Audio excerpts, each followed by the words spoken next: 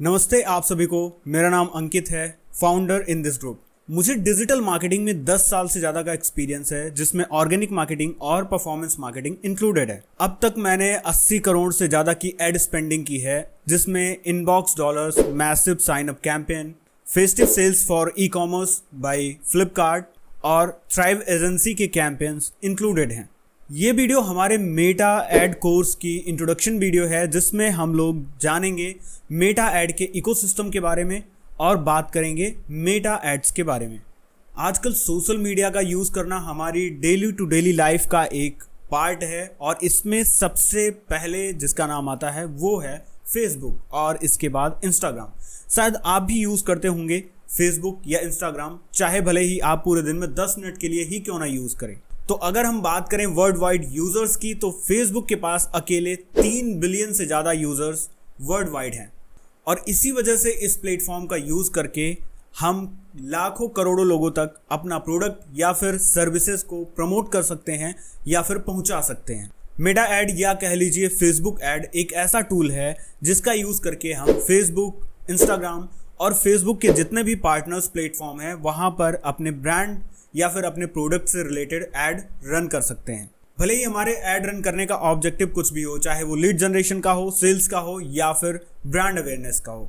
एक जो सबसे बड़ी बात इसमें ध्यान देने वाली होती है वो ये है कि अगर आपको फेसबुक ऐड रन करना बहुत अच्छे तरीके से आ गया, तो आप एक लॉस मेकिंग बिजनेस को भी प्रॉफिटेबल बना सकते हैं बहुत ही आसानी से। लेकिन सबसे बड़ा मिथ यह है कि लोगों को लगता है कि फेसबुक ऐड सिर्फ उतना ही है जितना आपको कैंपेन सेटअप करना आता है।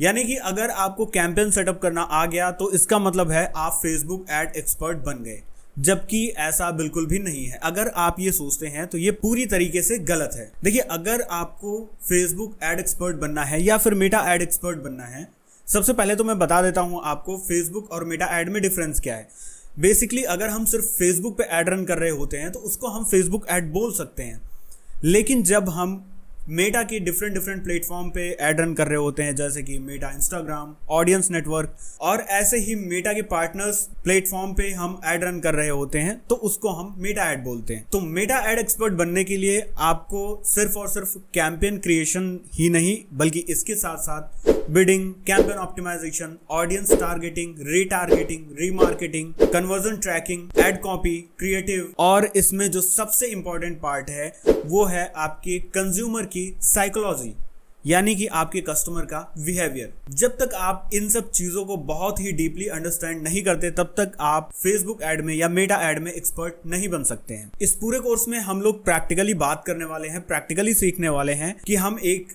कैंपेन को सेटअप कैसे करते हैं, उसको स्केल कैसे करते हैं, ऑप्टिमाइज कैसे करते हैं, ऑडियंस रिसर्च कैसे करते हैं, और आर्टिफिशियल इंटेलिजेंस के जो टूल्स हैं उनका हम यूज़ कैसे करते हैं, और उसके साथ ही उस कैंपेन को हम प्रॉफिटेबल कैसे बनाते हैं, ROI पॉजिटिव में कैसे लेके आते हैं, ROS पॉजिटिव में कैसे लेकर आते हैं। जब भी हम लोग SEO करते हैं, यानी कि सर्च इंजन ऑप्टिमाइजेशन करते हैं, तो अगर वहाँ पे हमसे थोड़ी मिस्टेक हो भी जाती है तो हमारे पास टाइम होता है, हमारे पास चांस होता है कि हम उसको इम्प्रूव कर सकें या हम उसको उस मिस्टेक को सुधार सकें। लेकिन अगर हम बात करते हैं फेसबुक ऐड की या फिर गूगल ऐड की, तो इसमें आपके पास इतना टाइम नहीं होता। अगर आपसे कैंपेन क्रिएशन में, ऑडियंस रिसर्च में, टारगेटिंग में छोटी सी भी मिस्टेक होती है तो ये आपके पूरे कैंपेन और पूरे बजट को बर्बाद कर सकता है। तो जिसकी वजह से हमें बहुत छोटी से छोटी चीज़ों का भी ख्याल रखना पड़ता है। अगर आपको फेसबुक ऐड का यूज़ करके, मेटा ऐड का यूज़ करके लीड जनरेट करनी है, तो आपको कैंपेन कैसे क्रिएट करना होगा, Facebook built in lead form आप कैसे क्रिएट कर सकते हैं, ऑडियंस को टारगेट कैसे कर सकते हैं, और CPL यानी कि कॉस्ट पर लीड आप कैसे ऑप्टिमाइज कर सकते हैं। लीड जनरेशन का कैंपेन सेटअप करना कोई बड़ी बात नहीं होती, लेकिन जब बात आ जाती है कि कॉस्ट पर लीड को ऑप्टिमाइज करना, उसको कम करना और उसको क्लाइंट के बजट में लेकर आना, तो ये सबसे बड़ा चैलेंजिंग टास्क होता है। इसके साथ ही अगर आप सेल्स कैंपेन रन करते हैं, तो सेल्स कैंपेन रन करने के लिए आपको क्या क्या चीज़ें ज़रूरी होती हैं, इसके अलावा टारगेटिंग आपको कैसे करनी है, कैंपेन आपको कैसे क्रिएट करना है, ट्रैकिंग आपको, कन्वर्जन ट्रैकिंग आपको कैसे सेटअप करनी है, और सबसे बड़ी बात, आपको with in the budget conversion कैसे लेकर आना है।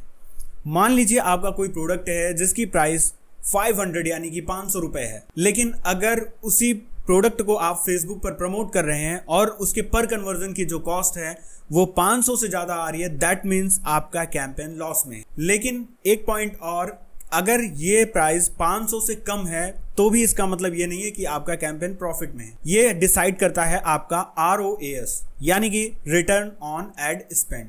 इन सब चीज़ों को हम लोग बहुत ही डीपली कोर्स में आगे सीखने वाले हैं। आपको टारगेटिंग रीटारगेटिंग कैसे करनी है, किस बेसिस पे हम रीटारगेटिंग करते हैं, कस्टम ऑडियंस हम कैसे क्रिएट करते हैं, लुक अलाइक ऑडियंस हम कैसे क्रिएट करते हैं और कब क्रिएट करते हैं, इन सब चीज़ों की कंप्लीट डिटेल आपको इस कोर्स में मिलेगी। इसके साथ ही जो सबसे बड़ा पॉइंट आता है वो आता है हमारा कैंपेन ऑप्टिमाइजेशन का।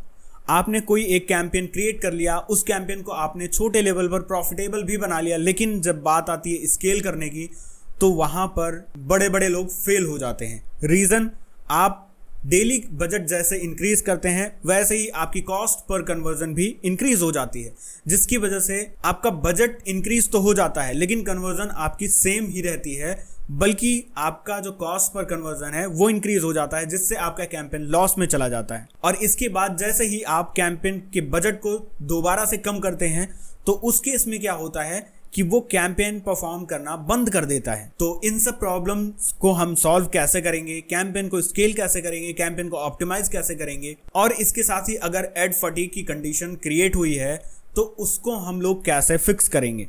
इसके अलावा अगर हम लोग देखें तो ऑडियंस रिसर्च नॉर्मल टास्क है लेकिन बहुत ही इंपॉर्टेंट टास्क है।